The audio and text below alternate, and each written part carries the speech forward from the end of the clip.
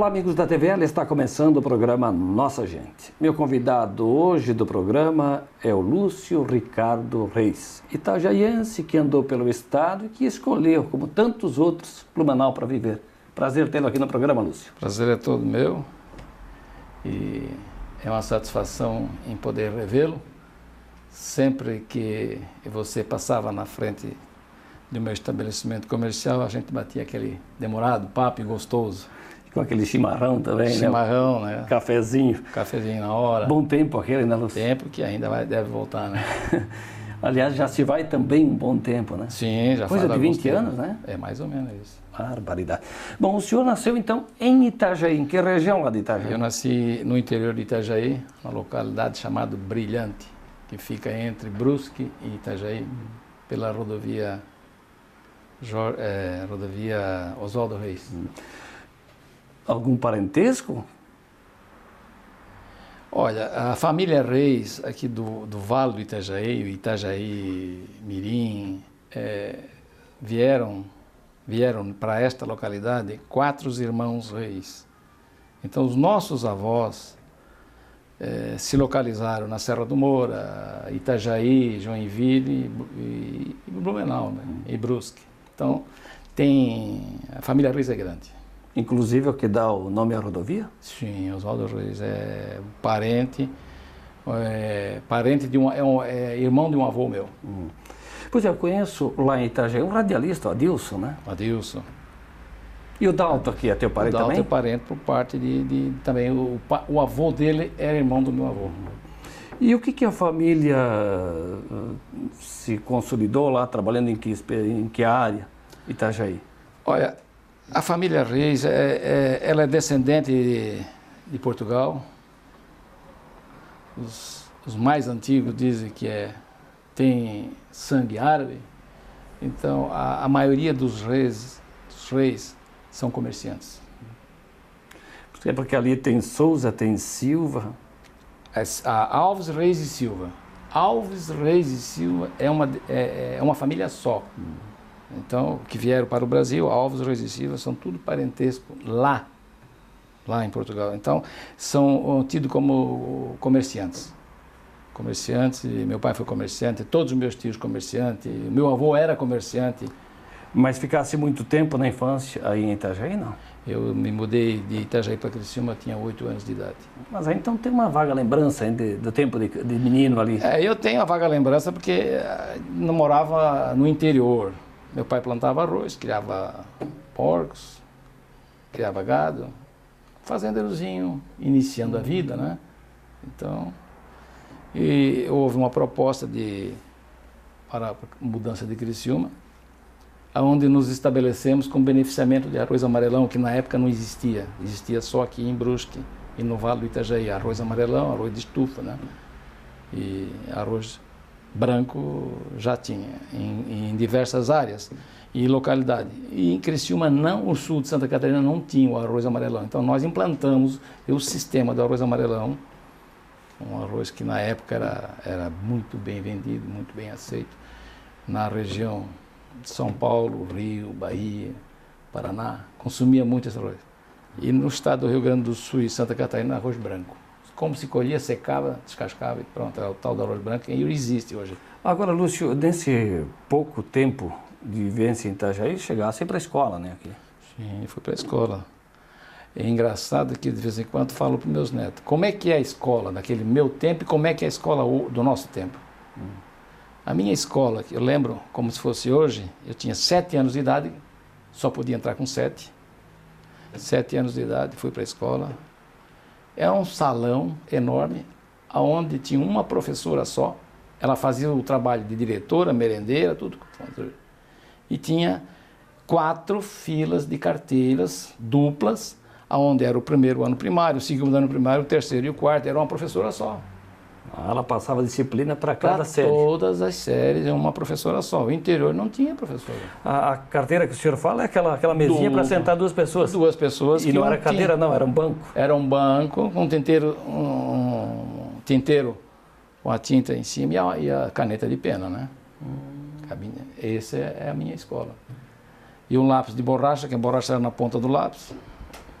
Isso era... E um caderninho, não tinha livro. Escolinha de interior mesmo? Era interior, lógico. Muita... Existe essa escola até hoje ainda. É? Existe. O senhor lembra da localização? Sim. Vai que alguém passe por lá e queira matar essa curiosidade, né? Brilhante 2, chegando Brilhante 1, Brilhante 2, tem a igreja. Antes da igreja, uns 500 metros, vai encontrar a escolinha. E muitos alunos nessas quartas, tinha primeira, segunda, terceira e quarta série, o senhor falou, né? Quarta série primária. Antigamente, quando falava em série primária, quarto ano. São as 4 séries, não tinha mais do que 20, 22 alunos. Poxa. Eram localidades pequenas, a professora vinha de ônibus de Itajaí para dar aula. Professora, para não esquecer nunca mais o nome, né? Não, Maria José.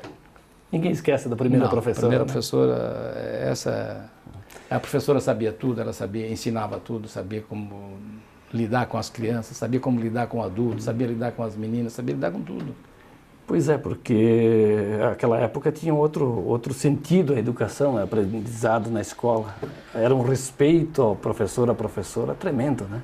Se respeitava, naquela época, até 60, eu posso te garantir. A gente respeitava um soldado da Polícia Militar como se respeitava um presidente da República hoje. Se fazia continência, se obedecia, não se falava alto, nem não se fazia algazarra. Hoje ninguém respeita mais ninguém. Mudou muito. Não sei se muda para pior ou para melhor, sei que a educação está...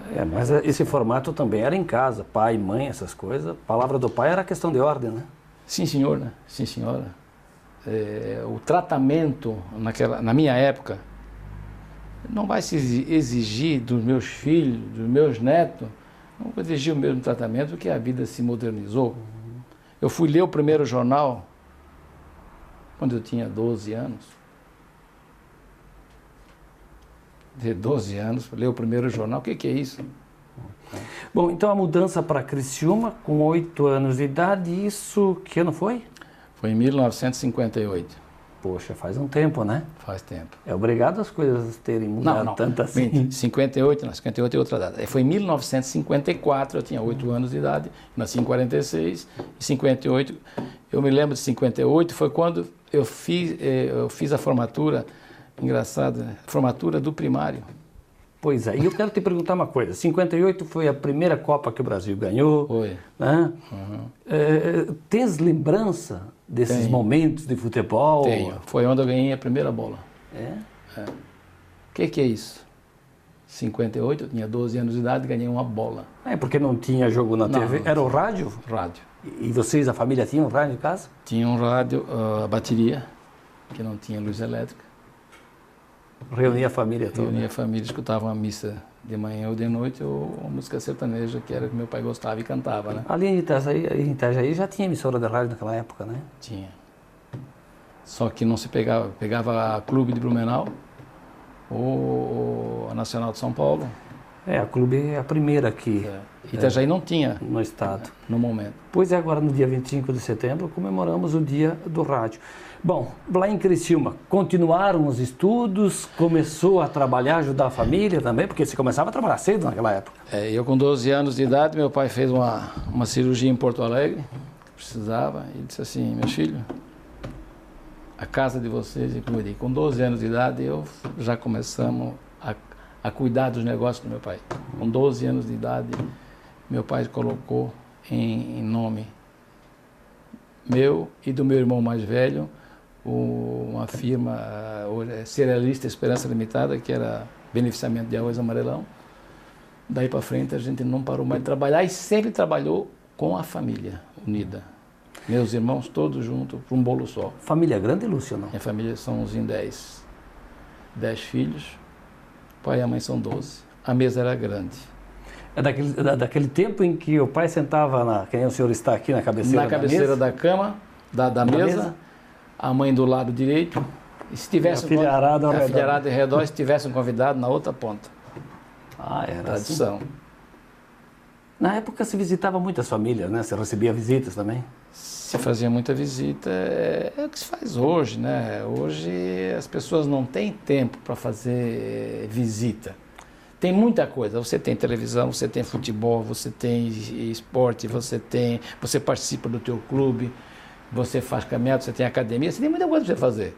Antigamente você trabalhava, descansava, ia à missa, arrumava, fim de semana era um parente, ou um amigo, ou um compadre, e vamos visitar o compadre e tal. O senhor já falou algumas vezes da prática das famílias, né, numerosas, e o hábito de ir à missa. O senhor pegou a época em que o padre usava batina preta ainda? Sim. Rezava voltado para frente do altar, em latim? Exatamente. Vou te dizer, em 63 ou 64 foi onde pararam de rezar em latim, até lá era em latim. Eu fiz a minha primeira comunhão em latim. Padre Paulo era um padre italiano, ele foi o idealizador da bairro da Juventude em Criciúma, onde na época pegava meninos carentes, né? Meninos abandonados. Isso em 53, 54, por ali. Tu não via um menino abandonado em Criciúma. Lúcio, e os estudos, claro, continuaram. Chegasse a... Eu me formei em Criciúma, na Escola Técnica de Comércio de Criciúma, onde a gente podia, era o que tinha de melhor, na época. Para fazer uma faculdade, eu ia para Porto Alegre, eu vinha para Florianópolis fazer o científico, né? Florianópolis fazer científico e ia para Porto Alegre fazer faculdade. Muitos amigos meus fizeram isso. Ficasse naquele Eu fiquei trabalhando com a família. Meu pai, inclusive, na época, precisou dos filhos mais velhos, né? Éramos em 3 mais velhos, que pegamos junto, e de maneiras que a minha intenção era fazer uma faculdade. Tinha que sair, mas nunca abandonamos o leito familiar. Ficasse, então, só naquela condição de técnico de contabilidade. Nós formamos em contabilidade, onde eu fazia toda a escrituração das empresas. Pois é, empresas, não era só no arroz que a família trabalhava, né? Não, nós trabalhamos na plantação de arroz, quando saímos daqui do Vale do Itajaí, brilhante. Fomos para Criciúma beneficiar o arroz, não o que plantavam, mas que os outros plantavam. A maioria do arroz vinha do Rio Grande do Sul, que o sul de Santa Catarina não tinha essa expressão de muita plantação de arroz, era raro. Foi onde que meu pai implantou, junto com o 4S, que hoje é Caresc, o meio e maneiras mais fáceis de plantar o arroz no sul. Hoje o sul de Santa Catarina é um baluarte em produção. Não vou dizer que não chega o que o Rio Grande produz. O Rio Grande sempre foi uma potência no arroz. Então nós beneficiávamos o arroz em Criciúma vindo do Rio Grande, principalmente Cachoeiras do Sul, Santa Maria, muito arroz. E logo em seguida meu pai se estabeleceu também com venda de automóvel. Nós tínhamos revenda da Volkswagen, a Transporte Criciúmense em Criciúma, de Mata Araranguaense em Araranguá, e a Komatsu Tubarão, que é do grupo hoje Pedro Fister. E hoje eles vendem uma empresa francesa, não me recordo o nome agora. E meu pai era metido a político. Um cara trabalhador, honesto, o que prometia fazia. E com relação à política, ele prometia e os eleitores vinham cobrar, é lógico. Então ele chegou a se descapitalizar para honrar aquilo que se dizia num palanque, que modéstia à parte, eu desafio qualquer político nesse país que não existe mais. Meu pai era estilo português, usava um bigode vasto, e cada fio do bigode ele honrava como se fosse ele mesmo. Então, houve uma grande descapitalização da família. Lúcio, vamos fazer um breve intervalo e depois a gente retoma essa prosa, pode ser? Pode ser. Lúcio Ricardo Reis é o meu entrevistado hoje no programa Nossa Gente, que faz um intervalo, logo estaremos de volta.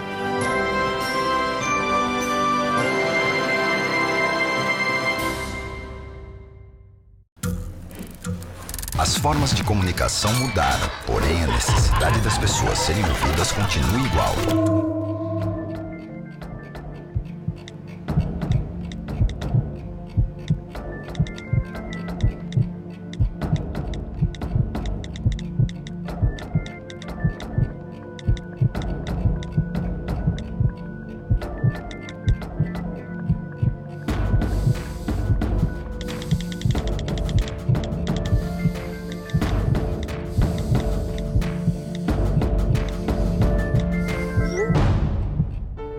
Compartilhe com o CVV aquilo que você não divide com ninguém. Valorizar a vida, é isso que o CVV faz. Ligue 141 ou acesse cvv.org.br e receba apoio emocional.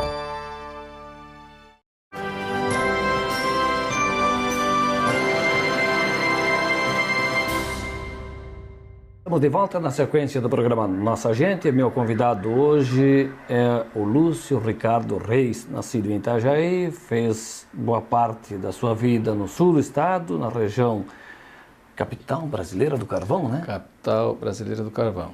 Exatamente. Está perdendo um pouco esse título agora, né? O carvão ainda continua sendo explorado. A mineração ainda é um grande negócio para o sul e para o país, né? Carvão de boa qualidade, trocando, os mineradores já estão sendo outros, gente mais jovem, com outra tecnologia, com um mecanismo, tudo maquinários modernos, a coisa vai evoluindo, né? O senhor falava no bloco anterior, né, e com muito carinho, é natural falar do pai, ele chegou a um cargo eletivo ou apenas foi um entusiasta da política da época? Não, ele é convidado por um deputado estadual, amigo nosso. Ele aceitou se candidatar a vereador, onde foi Manique Barreto, Arquimedes Naspolini, Fidelis Barato, Damásio Reis, Damásio Reis era meu pai, aceitou concorrer a um cargo eletivo. Foi bem, ganhou, se entusiasmou, teve urna. Em localidades, meu pai gostava muito do interior da colônia, viemos de lá, né? E teve urna, hoje Mãe Luzia, distrito de Criciúma, fica entre Criciúma e Forquilinha, tem a localidade chamada Mãe Luzia. Meu pai teve 2 urnas, que foi capote. 117 votos, onde tinha 119 eleitores. Então, é que naquele tempo era diferente. Você conhecia todos na localidade onde morava. Criciúma tinha 30 mil habitantes, 35. Hoje já passa de 100. Hoje já passa de 150. O Lúcio, e nesse meio tempo, na época, as pessoas eram obrigadas, os homens, né, à prática de servir o exército. Sim. Como é que foi a tua passagem pelo exército? Eu vou te dizer, Minosso, o exército houvesse todos os guri, ou moços de 17 a 19 anos, porque eu fui servir o exército com 19 anos, tivesse a sorte do que eu tive. O exército me trouxe segurança e conhecimento da vida. Não sei se é porque a nossa família vivia em função da família, e aquele tempo que você vai servir o exército, claro, você vai sair de casa, você vai para a caverna, você vai para o exército, você vai servir. Então lá é que eu vi o que era a vida em si. Então o exército, para mim, foi a maior escola da minha vida. E que ano foi? Em 65. Poxa, um ano depois Um ano depois da Revolução de 64. Aonde a coisa onde ainda... o João Goulart, o Jango foi deposto do cargo? Foi deposto. Não devia ter sido fácil naqueles primeiros momentos da era militar, né? Para quem estava no exército. Hoje, se você analisar o que é o exército hoje, para quem está servindo, soldado, a diferença é grande. Você, na minha época, a gente se dava para o exército, se doava para o exército de uma maneira integral. Foi ali que eu aprendi a ter segurança. E onde é que foi a base que o senhor serviu? Antigamente era o 14 BC, 63 BI Florianópolis. Hoje, na capital. Capital. Bem, e o senhor está em Blumenau desde o começo da década de 70. Sim, 72 aportamos em Blumenau. E o que te motivou voltar aqui para a região e desta feita para Blumenau? Eu vim a Blumenau a convite de um amigo meu para recuperar uma autoescola que recém tinha instalado em Blumenau e não tinha dado certo. Como a minha esposa veio assumir o Banco do Brasil em Blumenau, então aproveitamos as duas coisas. Ela veio trabalhar no Banco do Brasil e eu vim gerenciar uma autoescola. E fiquei aqui 1 ano, 10 meses gerenciando a autoescola, aonde tivemos muito sucesso, teve boa aceitação. 10 meses após, abrimos a sociedade e eu pus a minha autoescola. A primeira autoescola mesmo, não era escritório para ensinar a tirar carteira, era a autoescola que realmente ensinava. A autoescola modelo surgiu em setembro de 1973. Então o senhor é pioneiro. Eu sou pioneiro. A autoescola em Blumenau. E de 73 até quando? 73 até 1987, a autoescola modelo. A autoescola modelo se expandiu de uma maneira gradual e pacífica. Cada cidade pertencente à terceira regional do Blumenau, que eram 13 municípios, eu ia colocando um escritório da autoescola modelo. Começamos por Gaspar, Brusque, Guabiru, Botuverá, Vidal Ramos, Ilhota, Timbó, Indaial, Piúna, Benedito e assim foi. Eu quero aqui imaginar, nesse período de 73 a 87, quantas pessoas aprenderam, né, na autoescola? Eu tinha 25 instrutores nessas 13 locais onde tinha autoescola, tinha um instrutor, tinha um carro, tinha um escritório, onde ensinávamos o que era trânsito e o que era se locomover com o veículo. Arrancar, parar e dirigir, saber se conter dentro do trânsito. Bom, época muito boa de ensinar, porque o trânsito era fácil, quase não tinha veículo. Nós ensinamos nessa época 22 mil alunos. 22 mil? 22 mil alunos 22 nos 13 municípios. Mil motoristas? Motoristas. Eu imagino que na época muito mais homens do que mulheres, né? Nós começamos em 73 com a autoescola modelo. Dentro de Blumenau, nós tínhamos 60% era homem, 40%. Hoje está meio a meio, eu acho que até tem mais mulher aprendendo a dirigir. Porque o homem, o guri aprende sozinho em casa, vai lá, pega 2, 3 aulas, tá Mas pronto. não era hábito da mulherada. Hábito da mulher, carro, né? A mulher começou a guiar carro quando houve a implantação das autoescolas, no país inteiro. Era difícil uma mulher aprender a dirigir sozinha. Pois é, e quais eram os veículos, aqueles lá no começo, que serviam como veículo para aprendizado? Só tinha um que se fabricava na época, né? Vai dizer que é o Fuca? Fusca. O Fusca. Alguns falam Fuca, outros Fusca. O Fusca 1300, 1200, depois veio 1300, aí veio o TL, veio a variante, veio o 4 portas, e nós fomos... Depois a Brasília. Depois a Brasília. Eu fui o primeiro a autoescola por uma Brasília na autoescola. O primeiro Monza de Blumenau foi para a autoescola, em 82. Agora, quem é Lúcio? Você que trabalhou com concessionária, depois garagista, mas nesse meio tempo... gestor, instrutor de autoescola, quem é que não teve um Fusquinha da tua geração, da minha e de muita gente aí? Quem não teve é porque não tinha as posses para ter, mas que queria ter, queria. Fez parte da vida de muita gente, o tradicional, o famoso Fusca, né? Veja bem, eu conheço a indústria automobilística quando começou a se fabricar o primeiro carro. Era o Willys.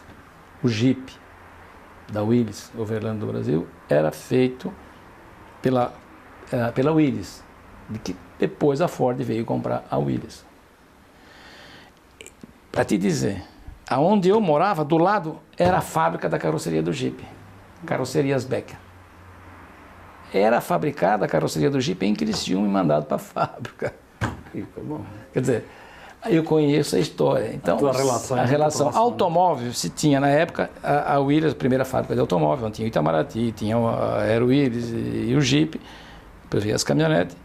Agora, automóvel mesmo no país é Fusca. Pois é, e o senhor com tanta militância, né? Seja na concessionária, na autoescola, depois como garagista, quanto tempo de garagista aqui em Blumenau? Eu fui o 7º garagista em Blumenau. Sempre aqui na Antônio da Veiga? Não, eu comecei aqui onde eu morava, na Vila Nova, para preencher o tempo, coloquei uma garagemzinha, depois me mudei aqui para o Antônio da Veiga em 89. Agora está aposentado, curtindo os netos? Com garagem de automóvel eu trabalhei até 2002. Quantos filhos o senhor tem? 2. 2. A diferença é E grande. netos? Netos, 2. Meu pai teve 10 filhos, eu tive 2. Diminuiu Não, consideravelmente porque quando eu casei tinha televisão. É verdade. Aí tinha mais o que fazer. Tinha né? mais do que eu. Então, Lúcio, mas ainda sobre a história do automotiva e coisa, passando para revenda, seja lá na concessionária, na garagem, autoescola, guardou alguma relíquia disso aí? O senhor gosta de colecionar, dos colecionadores, ou tem, quem sabe, um fusquinha desse aí guardado como relíquia? Eu não guardei. Eu não guardei porque eu nasci dentro de um automóvel. Quando começou a se fabricar, eu comecei a trabalhar com automóvel. E tudo era fácil. Você, quando tem para vender, você compra para vender, é a tua ferramenta. É diferente para quem tem um outro. Então, eu não guardei. Agora, eu vendi muitos carros para colecionadores. Muitos. E qual foi o teu primeiro carro? Esse aqui é meu. Meu primeiro carro foi um Fissore, 68. Fissore era da DKV. Grande carro. Foi a grande jogada da Volkswagen comprar a DKV no Brasil. Falar um pouquinho, eu sei que a carro também é lazer para ti, mas tu acabou se dedicando por muito tempo à modalidade de Bosch. Isso era uma prática comum também lá no Sul, e eu falo Sul, Rio Grande do Sul. Mas aqui agora, por exemplo, Chapecó, Blumenau também cresceu, né, nos anos 80. Como é que tu entraste na CME? Hoje é fundação, né? Eu, desde quando fui para a escola, eu já praticava esporte. Tudo para mim era esporte. Eu joguei futebol, joguei bocha. E como é que foi a bocha? A bocha aconteceu... Vamos jogar bocha? Bom, sabe jogar? Sei, já joguei. Vamos lá, jogamos. Ia jogar, tá, joga bem, tá, vamos jogar. Eu não quero compromisso. Então tínhamos a BB, uma cancha de bocha na BB, começamos a entrar, disputar a JECA. Era Jogos Estaduais de ABBs. E fomos se saindo. Tinha um gerente do Banco do Brasil que conhecia a bocha a fundo, essa bocha oficial, essa que é praticada nos Jogos Abertos. Hoje já mudou muito, mas na minha época era diferente. Olha, tu tens condições de disputar Jogos Abertos? É bom. Convidaram, eu fui. Jogava, desde de criança, vi meu pai jogar. E deu certo. Começamos a jogar, e acabei. Disputando vários Jogos Abertos por Blumenau. Chegou a ganhar troféus? Muitos. Eu fui campeão do estado pela BB, pela JECA, seis títulos de campeão. Segundo e terceiro, vários. Jogos Abertos por Blumenau, vários terceiro, um segundo. Não tive a felicidade de ser campeão. Aqui não? Não. Joguei 11 ou 12 Jogos Abertos, me parece. E terceiro lugar, quarto lugar, isso vários. E um segundo lugar que eu tenho a maior alegria, já é um segundo lugar. Tem que ser campeão para ficar feliz, para ficar alegre. Eu sou feliz e alegre até hoje pelo segundo lugar feito em Joinville. Um time razoável, só prata da casa, com só gente daqui. E chegamos, fomos disputar com o Chapecó. Chapecó pois é. Mas aí eu quero entrar numa questão. Chegasse a ser companheiro com os bochófilos, o Nalinho, o Pedruca, que eram umas sumidades, né, da Bosch. Em 92 nós disputamos o título com o Nalinho, Pedruca, oriundo do Rio Grande do Sul, pela equipe de Chapecó. Chapecó foi campeão em 92 na Bosch, onde jogava o Pedruca e o Nalinho. Para mim, os dois maiores jogadores de bocha que eu conheci do Brasil. E tinha um jogador que é exemplo de sumidade na bocha, para mim, na América Latina, Barrios, era um uruguaio. Disputava por uma equipe de Santa Maria, no Rio Grande do Sul.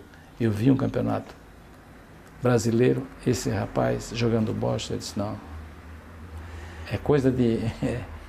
não dá para contar como fazer. O Pedruca e o Nalinho são Pedruca não, são de Nova Prata. No Rio Grande do Sul. Eu conheci eles desde menino.